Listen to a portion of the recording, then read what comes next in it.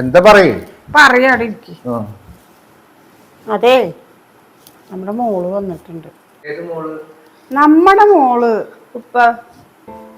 ഇപ്പൊ ഞാൻ അറിയാണ്ട് ഒരു അബദ്ധത്തിൽ പോയി പെട്ടതാണ്. ഇപ്പൊ നിങ്ങൾ എന്നോട് പൊറുക്കണം.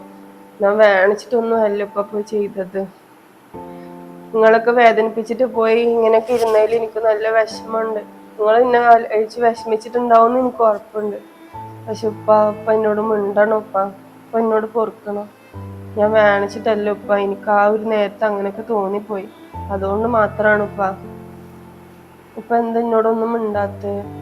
ഞാൻ അത്രമേലെ അവരെ വിശ്വസിച്ചിട്ടാണ് അവരുടെ കൂടെ പോയിട്ടുണ്ടായിരുന്നത്. പക്ഷെ അവരെന്നെ പറ്റിക്കുന്നു ഞാൻ ഒരിക്കലും പോലും സ്വപ്നത്തിൽ കരുതിയിട്ടുണ്ടായിരുന്നില്ല ഉപ്പ. അവരിന്നെ ഓരോ എന്തൊക്കെയൊക്കെയോ പറഞ്ഞിട്ടൊക്കെയാണ് ഉപ്പ എന്നെ പറ്റിച്ചിട്ടുണ്ടായിരുന്നത്.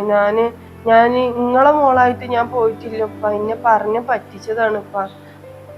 ഞാൻ എന്താ ഇപ്പൊ നിങ്ങളോട് പറയാൻ പോലും എനിക്കൊന്നും തോന്നുന്നില്ല. ഞാൻ എന്താ